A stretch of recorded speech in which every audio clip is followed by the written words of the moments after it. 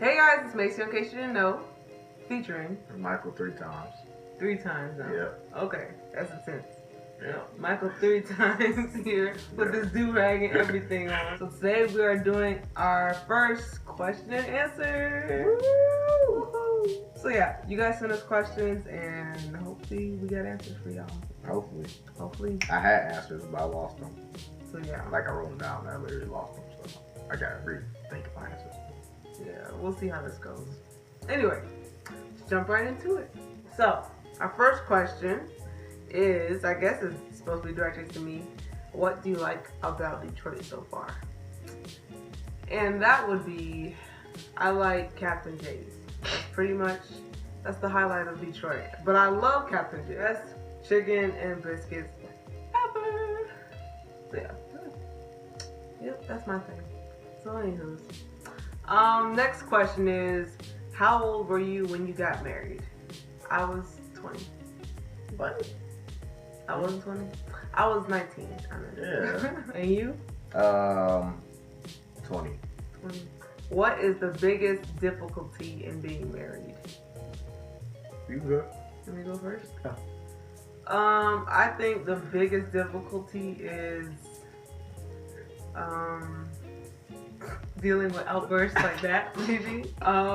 When people have different opinions, like being raised differently, then you have like completely different outlooks on life that sometimes you don't think about.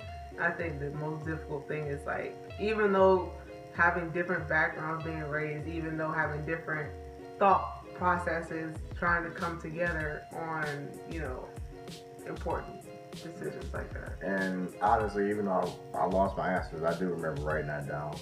The hardest thing is to get to learn, not necessarily get to learn, but learning, mate, because like you said, is so many different things that can happen, and you may not see it when you're dating or when you first meet them, but when you stuck with them every day and you have no other option but to deal with them, you see all their flaws, and it's not like they can hide it. They can't tell you sugarcoat it. It's right there in your face. Yeah. And so it's learning those things and dealing with them and learning more things and just responding to that. And it's just a constant learning process. But that's the most difficult thing, because you think it'll be so easy and it flip right on you.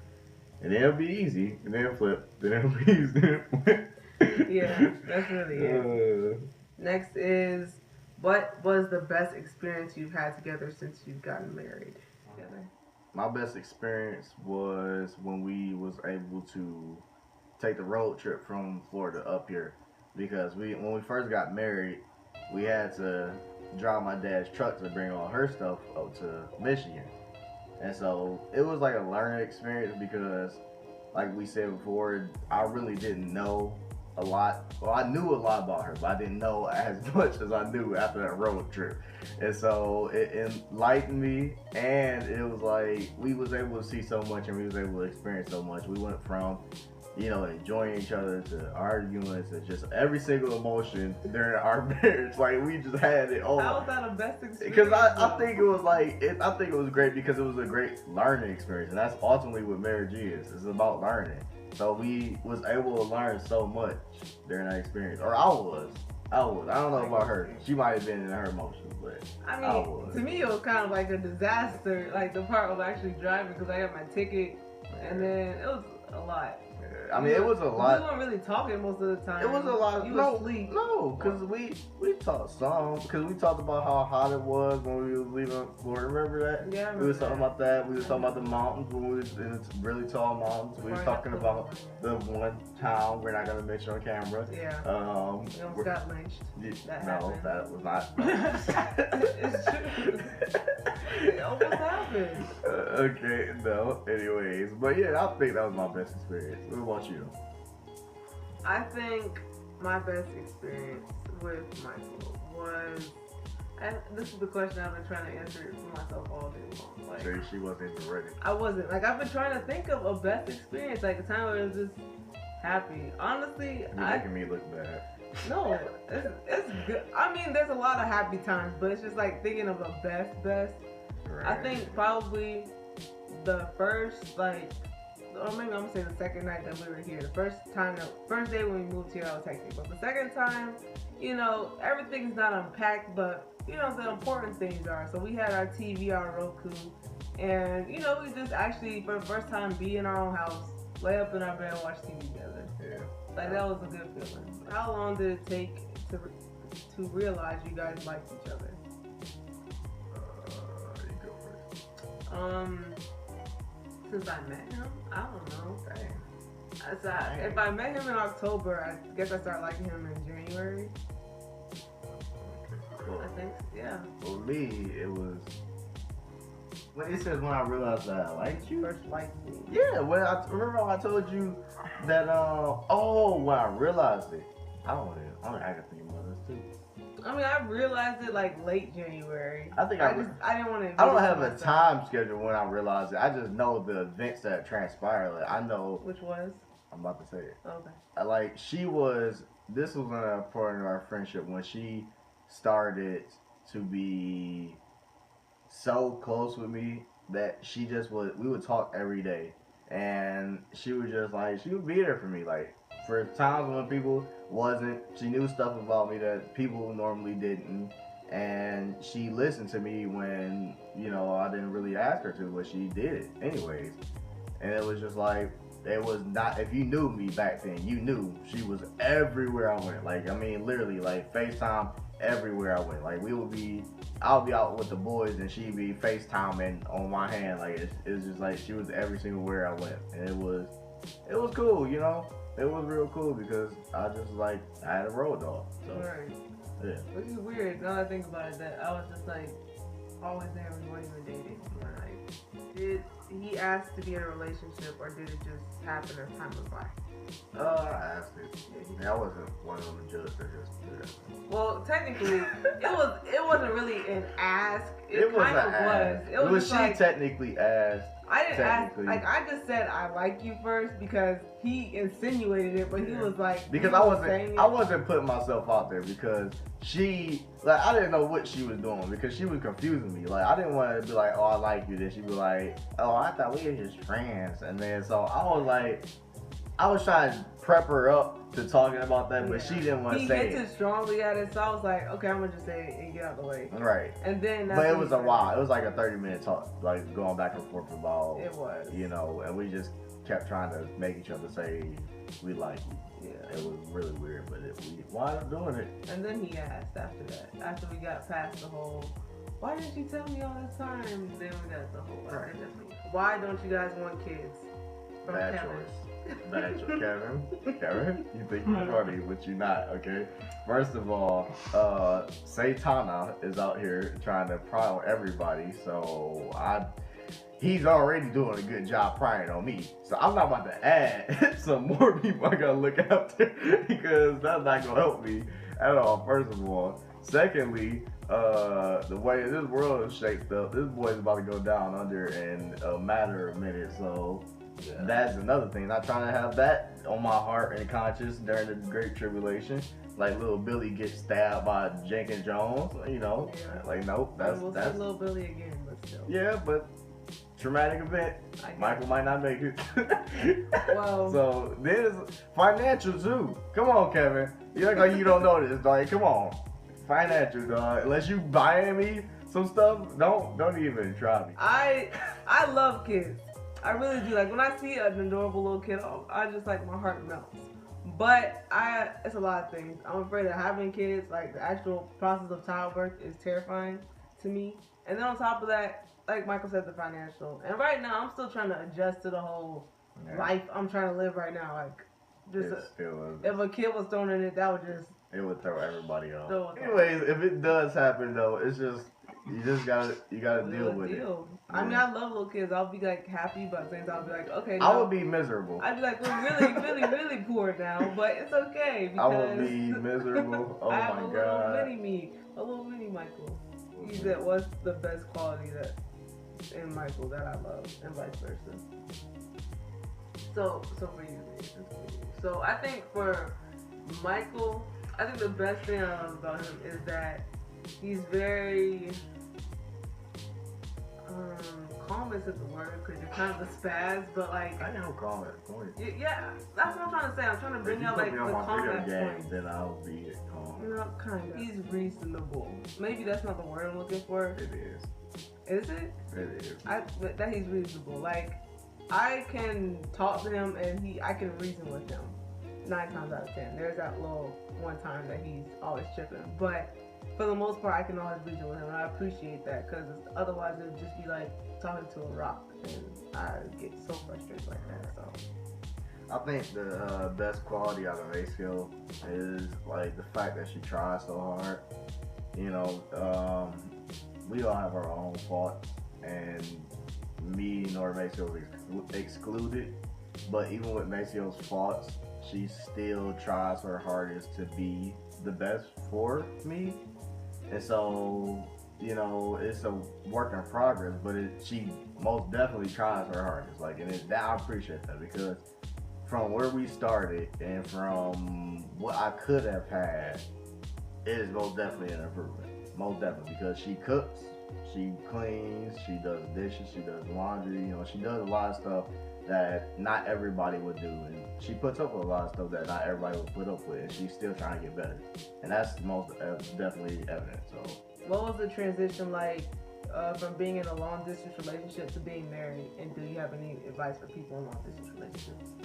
It's like I seen him in person before we got married, obviously, but it's just it still was weird. Like I think it was gradual. I think that's a good word for it, cause like I wasn't like even when we first got married, like we weren't really fully comfortable with each other, like in person. Like it was just like you're a person, like you know, it was weird. It was gradual, so gradually just getting. It's no way to really help that. It's just gonna be weird. It's gonna be weird as ever because you just keep talking to each other and just do stuff together. Put yourself in situations like going to the theme park, going to SeaWorld and stuff. Yeah. Like, I feel like that helps us get more comfortable with each other. Yeah. Stuff like that. But it's weird though. Advice, like I said, I just say do stuff together, and that's how you guys will learn each other and get more comfortable with each other in all situations. I agree with her on that too. Just do stuff. That's the best you can do because you want to be your friend ultimately. So you want to still cultivate that same relationship y'all have on the phone or however in person. So, you know, you don't want to stop just because they're in person. You don't want to stop treating them how you used to treat them. So, how did you guys enjoy watching movies over electronic devices? Oh yeah, I forgot we did that. Did we watch shows too? We watched everything over electronic. It was weird.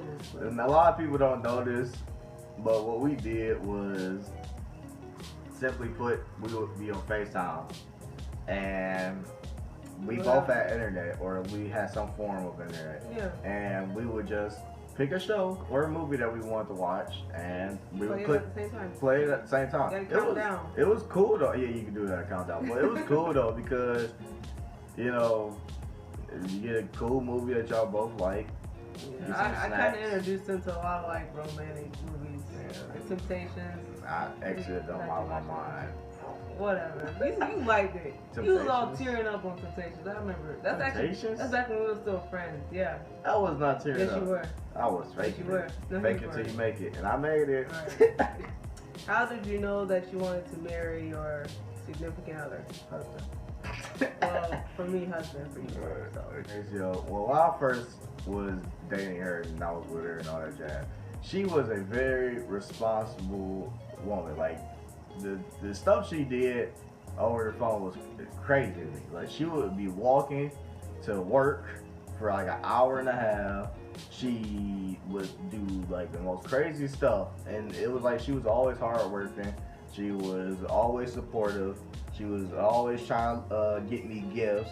She was always looking out for me. She was always trying to get to know my friends, you know, help my friends, even though she didn't even live here. So it was just like, in my mind, I already pictured her like my mother, and I really wanted somebody like my mom. And so that's why I was like, you know what, sure shot, let's do this, you know.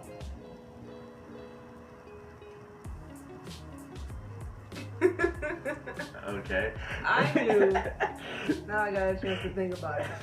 I knew because, I don't know, back when we was dating, Michael was very, like, he was there, you know? Like when you long distance, you gotta be there for somebody. And he was always there to talk to, like just to vent to, and even like, you know, you're a teenager, you be having problems with your parents and stuff in your family. But he was like the person to talk to and to even talk some reasoning to me. Cause you're not just teenage girls, you get upset, you be like, I'm running away.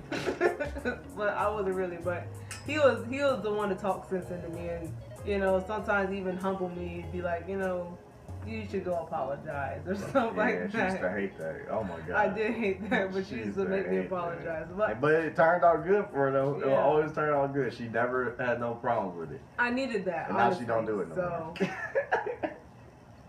Excuse me? Ow! Exactly, that's what you get. Anyway, last question. I think this is like a double question. How do you handle differences in opinions or arguments, and what's the most important thing to remember for marriage as a young person? Go ahead after that. 2 parts. How do we handle differences in opinions? Well, we're pretty good at sitting down and talking. Like, that's one thing I like about us, is that we don't yell at each other. Like, we don't like do like yelling back and forth. But so typically we'll be able to actually, like, you know, look each other in the face and be like, you know, you tell me how you feel about it, I'll tell you how I feel about it. We'll let each other talk. For the most part, he likes to cut me off. But for the most part, we'll let each other talk. Nuts, and I can't be listening to that for too long. Right. And that's just how we'll, just talking it out. Like, why tell you about the styrofoam plate? No. Well, yes, we'll just talk. So I think that really when it comes to marriage as a young person, I think, like they say, communication is key. I really do believe that, because it could solve a lot of problems. And sometimes it may be awkward, like just discussing certain issues, like with your marriage mate. Like some things that may be awkward, or you might know that they're gonna disagree with you, but you got to communicate it, and that's how you guys are gonna get past it. And one of the biggest things with communication is you gotta hear them all the way through too. Because even though your marriage mate may say some mess, they are likely going to say some mess. Because like Mace said before, y'all both had 2 different upbringings. So y'all see stuff completely different. So to you, they may say some stuff that's retarded, and to them, they may believe is completely correct.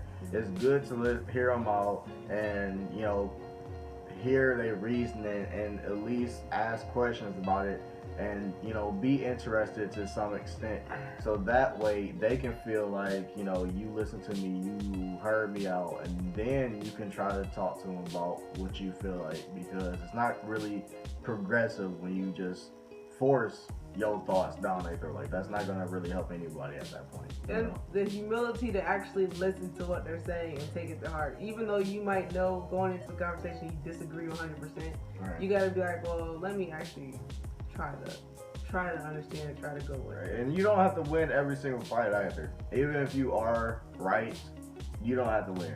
Like, to everybody, you know, we typically, or to a lot of people, typically you want to win and you want to have your point proven, but you don't always have to do that, because them getting that one little win or whatever sometimes can turn and I don't know the word I'm going for, but in your favor, because they may see where they was wrong at, and even if they don't see where they was wrong at, sometimes it may help you, because sometimes it may help y'all not to be mad at each other. I don't know, but it's not always worth trying to fight to win, because it's not worth it, you know.